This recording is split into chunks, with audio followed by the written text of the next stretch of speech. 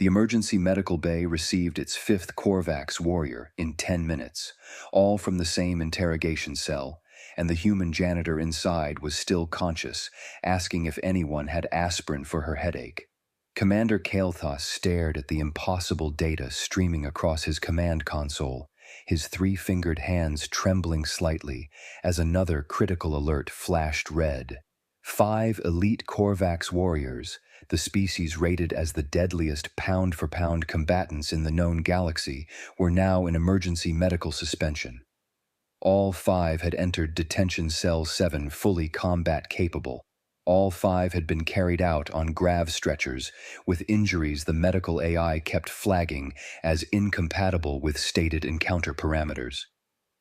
"Commander," his second officer Zara's voice crackled through his comm, tension bleeding through every syllable.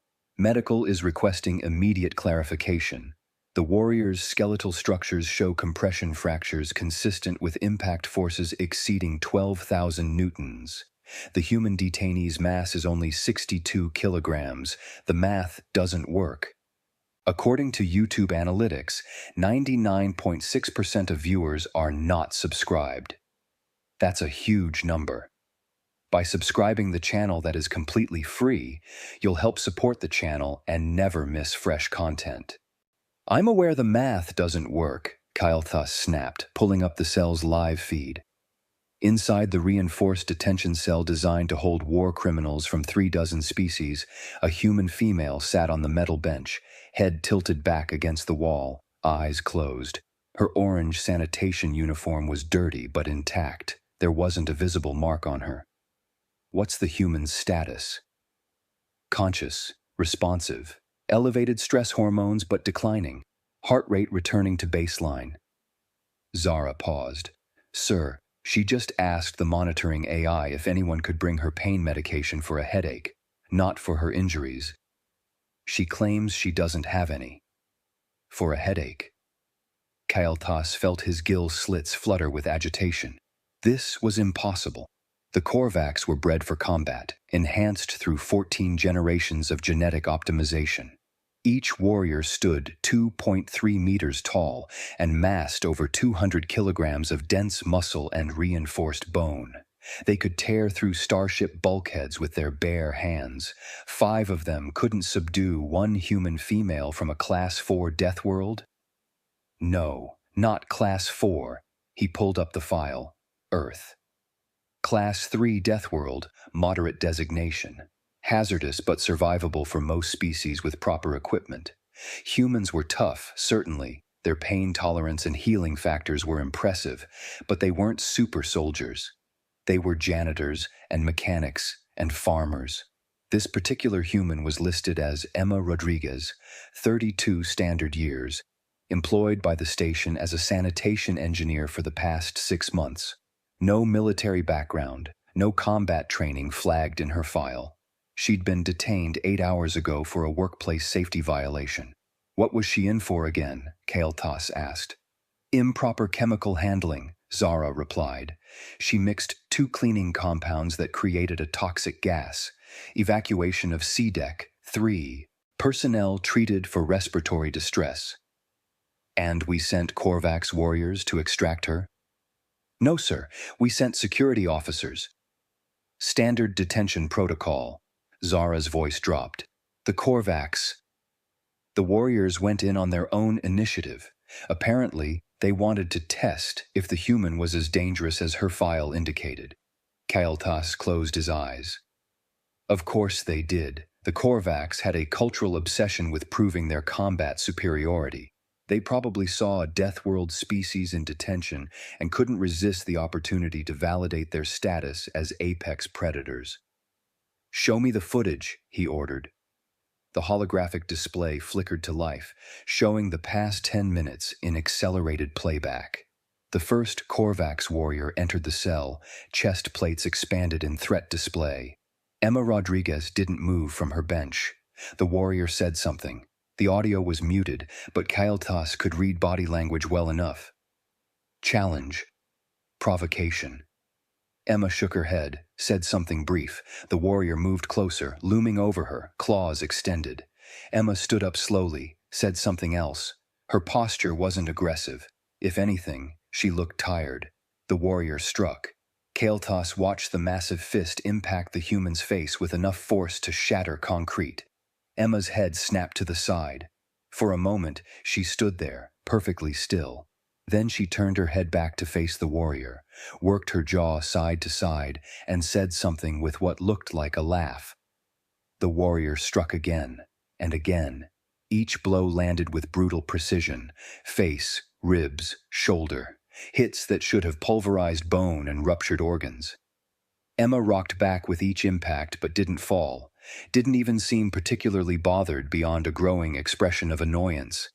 Then she said something longer, gestured at the door with her thumb. The warrior laughed and struck her again, full force, directly to the sternum. Emma's expression changed. The tiredness vanished, replaced by something cold and flat. She said one word. Then she moved. Kael'thas had to slow the playback to 1/4 speed to track what happened. Emma's fist traveled perhaps 30 centimeters, a short, almost casual punch to the warrior's midsection. The impact created a visible shockwave through the Korvax's body.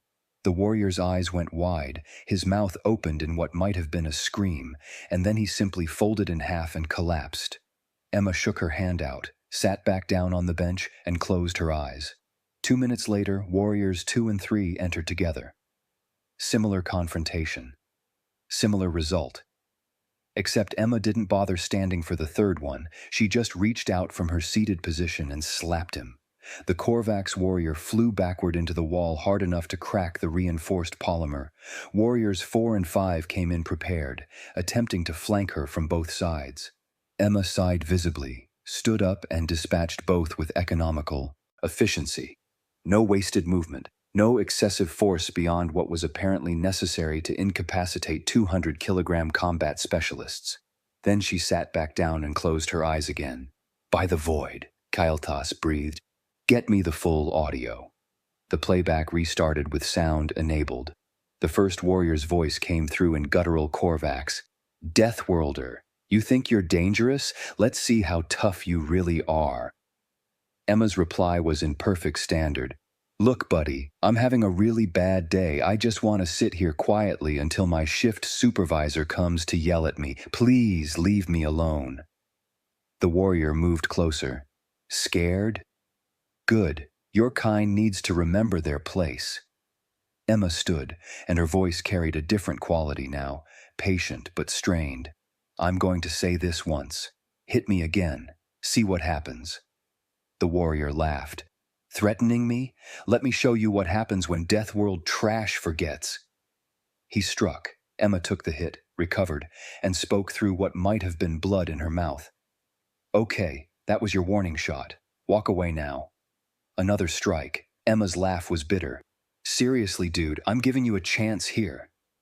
Third strike. Emma's voice went flat. "Right. Your funeral." The next sound was the warrior's bones compressing. Kael'thas watched the pattern repeat with warriors 2 through 5. Emma warned each of them, multiple times. She told them explicitly what would happen. They laughed and hit her anyway, and each time she delivered exactly the consequence she'd promised. She wasn't fighting, Kael'thas realized aloud. She was defending herself after issuing clear warnings. By the accord, she's technically within her rights. "Sir," Zara's voice was uncertain. "Medical is asking about treatment priorities. The warriors are stable, but they're asking if we should send more security to reinforce containment on the human." Kael'thas looked at the live feed. Emma Rodriguez sat on the bench, head back, eyes closed, looking for all the universe like someone enduring a tedious wait at a medical facility. She wasn't testing the walls, wasn't examining potential exit routes. She was just sitting there. "No," Kael'thas said slowly. "No additional security. In fact, I'm going down there myself." "Sir, with respect, that seems—" "I'm not going to fight her, Zara. I'm going to talk to her, like a sentient being with functional reasoning capabilities." He stood, smoothing his uniform. "Maintain monitoring, but stand down all tactical responses. And someone find out if we have any human-compatible analgesics in the medical bay." She asked for headache medication. The walk to detention level felt longer than usual. Kyle Toss passed 3 separate security checkpoints, each team asking if he needed escort or backup. He declined all of them. When he reached Cell 7, he paused outside the door, studying the human through the transparent portion. Emma Rodriguez looked ordinary. That was the unsettling part. She wasn't bulging with muscle like a Korvax, wasn't armored like a Threndian, wasn't exuding toxic deterrence like a Zithian. She looked like any of the thousands of humans working throughout the station. Average height for her species. Average build, nothing remarkable except for the split lip and developing bruise on her cheek that seemed to be fading even as he watched. He activated the intercom. "Ms. Rodriguez, I'm Commander Kale Toss. May I come in and speak with you?" Emma opened her eyes, looked at him, and shrugged. "Sure. You planning to hit me?" "No, ma'am. I'm planning to apologize and hopefully resolve this situation peacefully." "Then yeah, come on in. Fair warning though, I'm in a pretty shit mood." Kael'thas keyed his override code and the cell door slid open. He entered slowly, hands visible and empty, and the door sealed behind him. Emma watched him with dark eyes that held more exhaustion than hostility.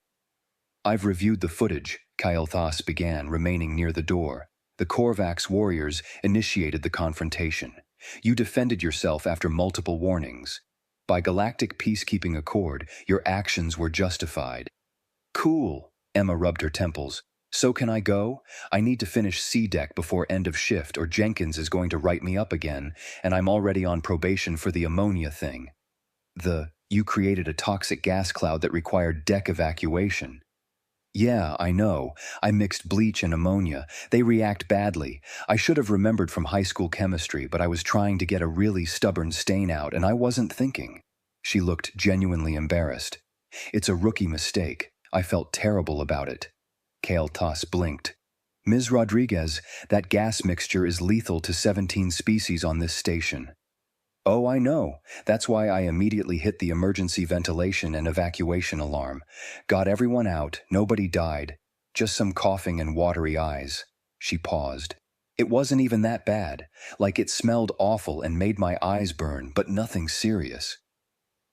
You were exposed to the gas?" "Well, yeah, I made it. I had to stick around to show the hazmat team where it was." Emma said this like it was obvious. "Anyway, that's why I got detained, which I understand. Safety violation, totally fair, but then those Korvax guys started coming in and—" She gestured vaguely at the space where 5 warriors had fallen. "I really did try to warn them." Kael'thas felt something shift in his understanding of the situation. "Ms. Rodriguez, can I ask you a direct question?" "Sure." "The Korvax warriors hit you with enough force to shatter reinforced concrete. You absorbed those strikes with minimal damage. How?" Emma looked confused. "I mean, that's just normal. They hit pretty hard, I guess, but nothing broken, just gonna have some bruises." She touched her lip. "This is annoying, though. Busted lips take forever to heal." "Forever?" "Yeah, like 3 or 4 days usually." 3 or 4 days. Kael'thas's medical training cataloged the horrifying implications. Bone density sufficient to absorb strikes that would pulverize most species. Healing factors that measured soft tissue damage recovery in days rather than weeks. Pain tolerance that registered compound fractures as annoying. "Ms. Rodriguez," he said carefully, "Earth is classified as a Class 3 Deathworld, moderate hazard level, but you're describing capabilities consistent with Class 5 or higher classifications." Emma laughed, wincing as it pulled her split lip. "Oh, that's because your classification system is backwards. You rate Deathworlds by whether other species can survive there, right? Like, how dangerous is this planet to visitors?" "Yes. Standard xenobiological assessment protocols." "Right. Which makes Earth seem moderate because it's not actively trying to kill you every second. No acid rain, gravity's manageable, temperatures survivable with basic equipment." Emma leaned forward. "But Commander, that's not what makes a Deathworld dangerous. It's not about what the planet does to you. It's about what you have to become to survive there naturally. The implications hit Kael'thas like a physical blow. You evolved there.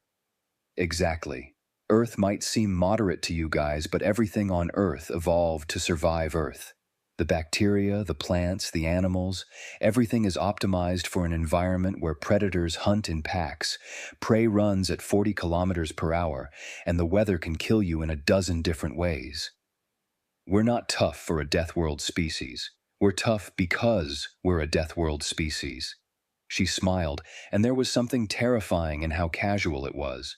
Your classification measures the planet. You should be measuring what comes off the planet. Kael'thas felt his worldview restructuring itself. Every interaction with humans on the station suddenly recontextualized. The human mechanics who could lift equipment rated as two-person loads without assistance.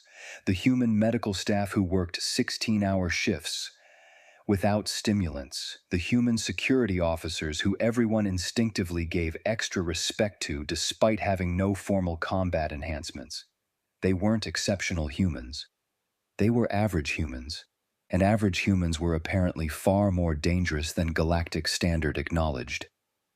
The Korvax didn't understand what they were dealing with, he said quietly. Nope, they saw someone from a moderate Deathworld and figured I'd be an easy test. Emma's expression softened slightly. Look, I don't want to hurt anybody. I really don't. I'm just a janitor. I clean floors and bathrooms and occasionally make chemical weapons by accident. But I'm also from a planet where everything is trying to eat you, poison you, or infect you with something nasty. We evolved to take damage and keep going because stopping means dying. Then why didn't you simply leave the cell? The walls wouldn't have held you. Emma looked at him like he'd said something incredibly stupid. Because I'm detained. I committed a workplace violation. You guys have rules, and I broke one even if it was an accident.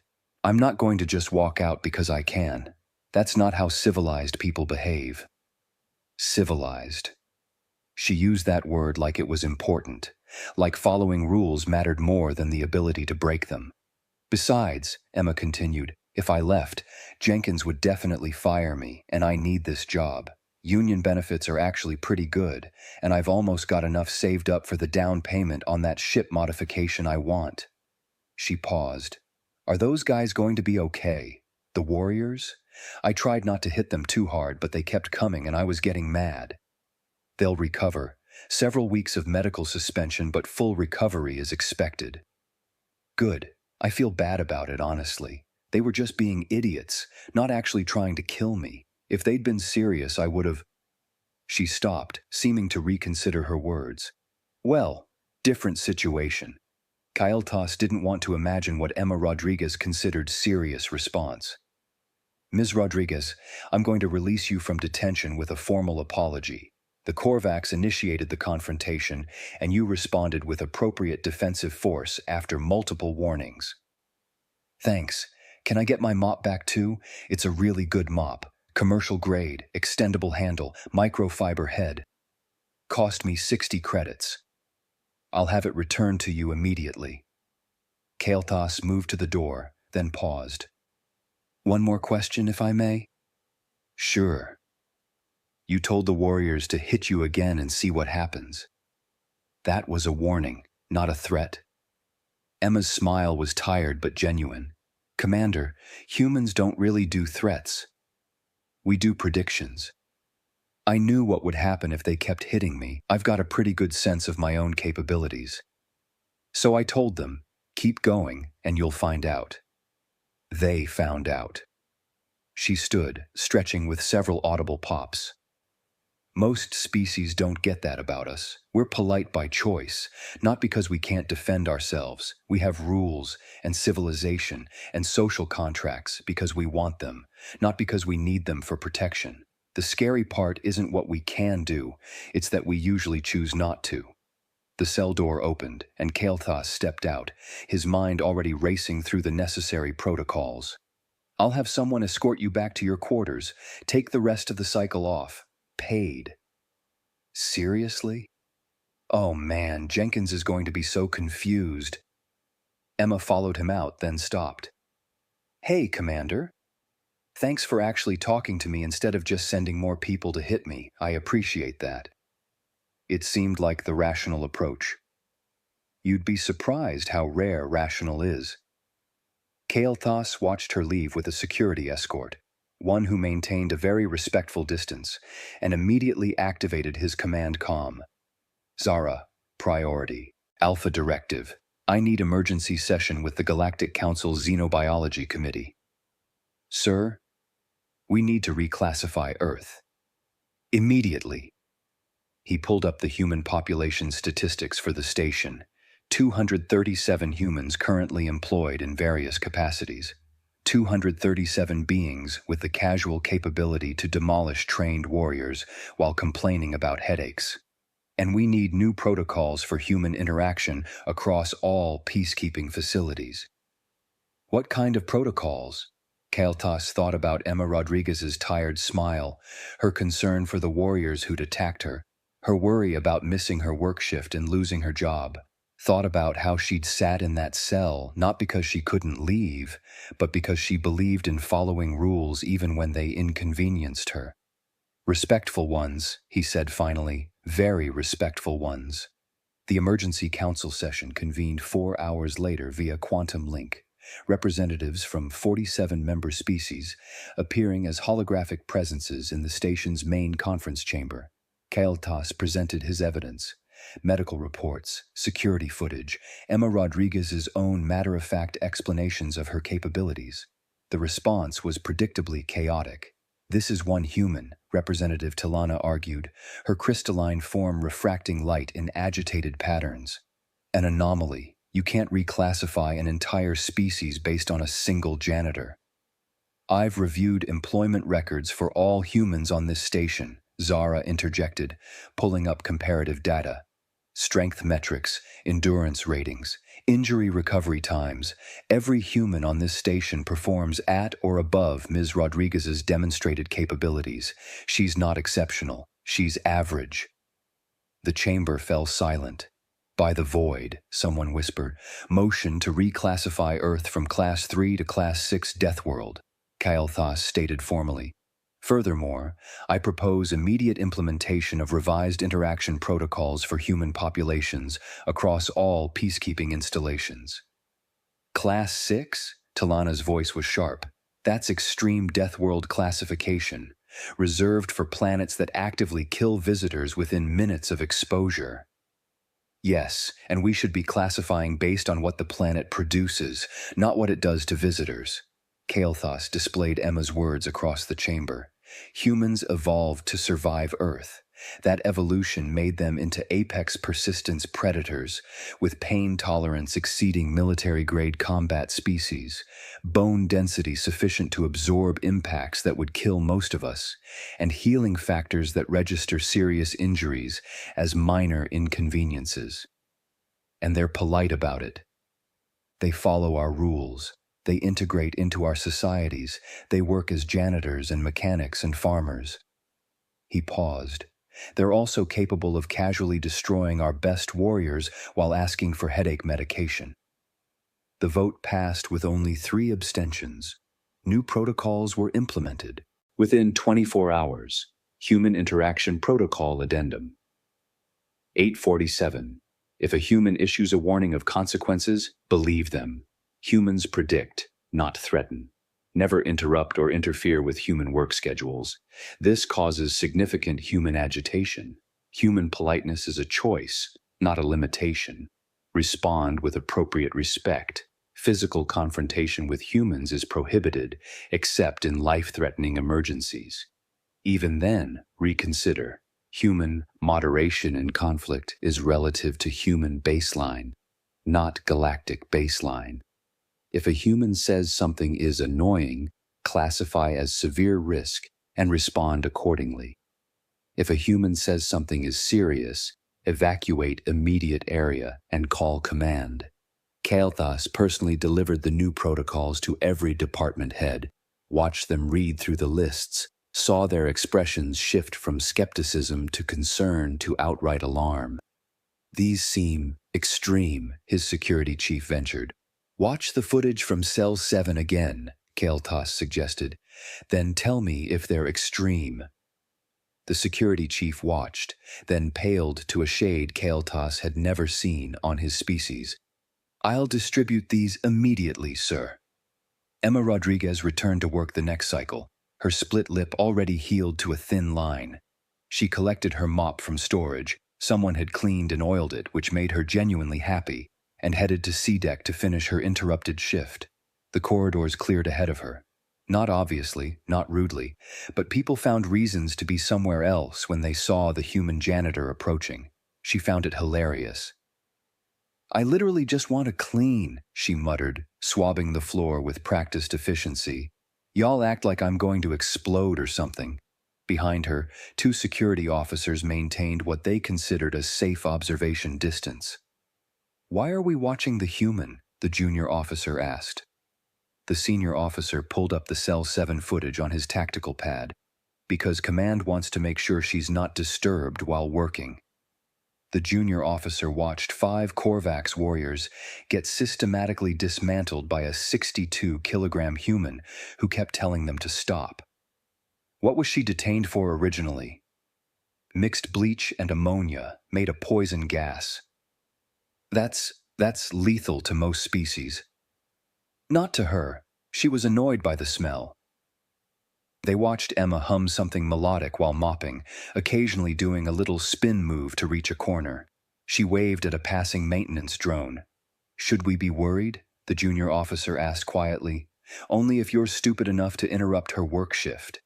The senior officer checked his notes. Or hit her. Definitely don't hit her.